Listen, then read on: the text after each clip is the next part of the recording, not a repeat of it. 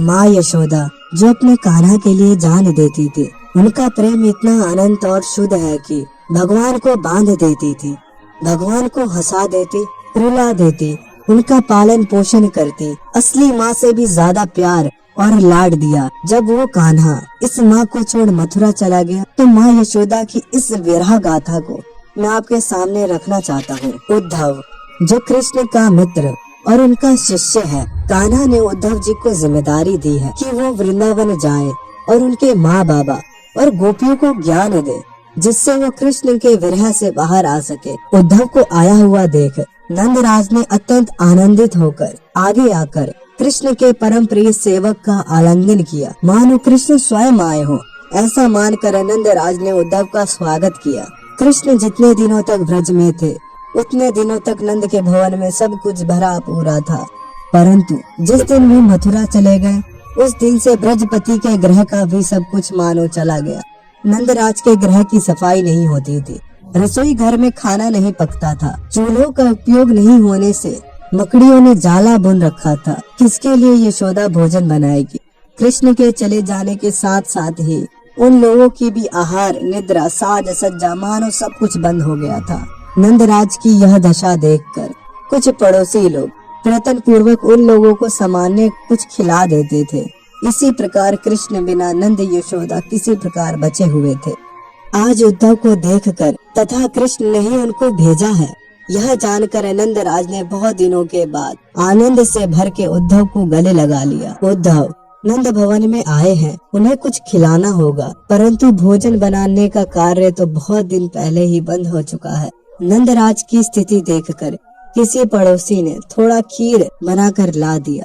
ये सब होने के बाद उद्धव और नंदराज बात करने लगे। उद्धव उन्हें समझा रहे हैं कि वो भगवान हैं, आपके बेटे नहीं। और नंद बाबा का दुख और बढ़ गया ये जान के कि भगवान उन्हें छोड़कर चला गया। तभी एक बूढ़ी पतली सी औरत आई, वो माँ यशोदा थी। उन्होंने उद्धव को देखा, उनको एक पल के लिए लगा कि उनका कान्हा आ गया। वो दौड़ के उद्धव के पास गई, उन्हें गले लगा लिया और फूट फूट कर रोने लगी, उनका माथा चूमने लगी। तभी नंद बाबा बोले, छोड़ दो इसे यशोदा, ये हमारा कान्हा नहीं, उसका मित्र है। माँ यशोदा फूट फूट के रोने लगी और उद्धव से बोला, उद्धव जब से मेरा कान्हा गया है तब से किसी ने मुझे मैया कहकर नहीं पुकारा। कान तरस गए हैं उसके मुंह से मैया सुनने के लिए। एक बात मेरे कृष्ण से कह देना उद्धव, वो एक बार आए और द्वार पर खड़ा होकर बस मैया कहकर वापस चला जाए। हमने सुना है वो भगवान है, सब लोग कहते हैं कि भगवान ने अवतार लिया है।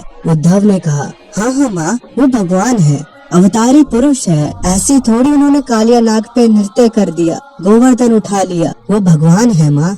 माँ ने कहा, यदि वो भगवान है तो एक बार अपने इस भक्त की इच्छा पूरी कर दे, द्वार पर आकर मैया कहकर चला जाए। मुझे उसका सांवला मनमोहन सूरत देखना है। उद्धव कह देना अपने मित्र से। उद्धव बोले, माँ वो भगवान है, भगवान किसी के बेटे, भाई, मित्र, प्रेमी नहीं होते। आप इस ज्ञान को स्वीकार करो, वो पार ब्रह्म है, वो किसी के बेटे नहीं। माँ यशोदा बोली, तुझे भ्रम हुआ है उद्धव, वो मेरा बेटा है, मेरा लाल है। उद्धव बोले, मुझे भ्रम नहीं माता, मैं वेदों शास्त्रों का ज्ञाता हूँ। मैया बोली, अच्छा अगर वो भगवान है तो उद्धव तो तुम बताओ, क्या कोई भगवान को बांध सकता है क्या? क्या ब्रह्मा विष्णु शिव कोई भी तुम्हारे पार ब्रह्म कृष्ण को बांध सकता है? उद्धव बोले, नहीं नहीं माँ, उन्हें कोई बांध नहीं सकता। मैया बोली, वो देखो उखल पड़ा है, उसे बांधा है मैंने, उससे बांधा है, उसकी गलतियों पे उसकी पिटाई भी लगाई है। और क्या तेरे भगवान को कोई दूध पिला सकता है? मैंने अपने देह का दूध पिलाया है उसे, वो तेरे लिए होगा भगवान, मेरे लिए तो मेरा लाल, मेरा कान्हा, मेरा बेटा है। ये सब बोलते बोलते रोते रोते माँ यशोदा बेहोश हो गई। नंद बाबा उन्हें उठा के अंदर ले गए। नंद बाबा ने उद्धव से कहा, जब तक ये बेहोश रहती हैं, तब तक आराम करती हैं, वरना पूरे ब्रज की गलियों में कान्हा कान्हा बोलते बोलते कृष्ण को ढूंढती रहती हैं, गिरती रहती हैं।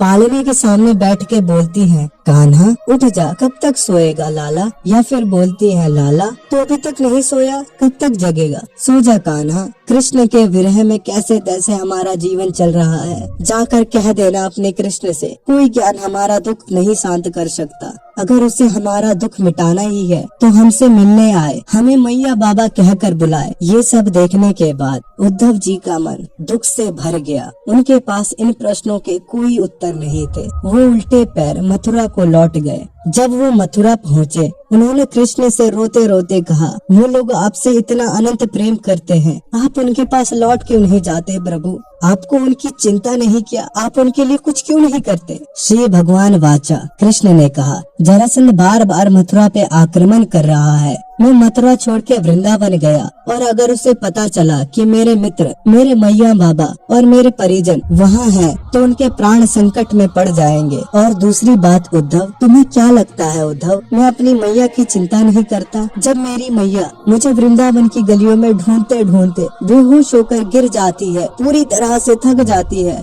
तो तुम्हें क्या लगता है उन्हें सही सलामत घर तक कौन छोड़ के आता है? मैं हमेशा अपने दिव्य रूप में अपनी मैया के साथ रहता हूँ, पर वक्त की जरूरत ही ऐसी है कि मैं उन्हें कभी प्रत्यक्ष रूप से नहीं मिल सकता। नंद बाबा और माँ यशोदा के इस प्रेम के आगे खुद भगवान भी दास है। ये साधना ही उन्हें कृष्ण को अपने ओर खींचने पे मजबूर करती है। अगर आप मुझे अभी तक सुन रहे हो तो मैं आपको कुछ समझाना चाहता हूँ। जैसे कि माँ यशोदा ने कहा, उन्होंने कृष्ण को बांधा है, पर जो भगवान ब्रह्म है, अनंत है, उसे कैसे बांधा जा सकता है? जब दुर्योधन ने भगवान कृष्ण को बांधने की कोशिश की थी तो भगवान ने अपना अनंत रूप दिखाया, कैसे वो ब्रह्मांड में हर जगह है। भीष्म पितामह भी वही है, मामा शकुनी भी वही है, कर्ण भी वही है, अर्जुन भी वही है और खुद दुर्योधन भी वही है। दुर्योधन उन्हें बांध नहीं पाता, उनका अनंत रूप देख के डर से कांपने लगता है। तो फिर माँ यशोदा ने कैसे बांधा भगवान को?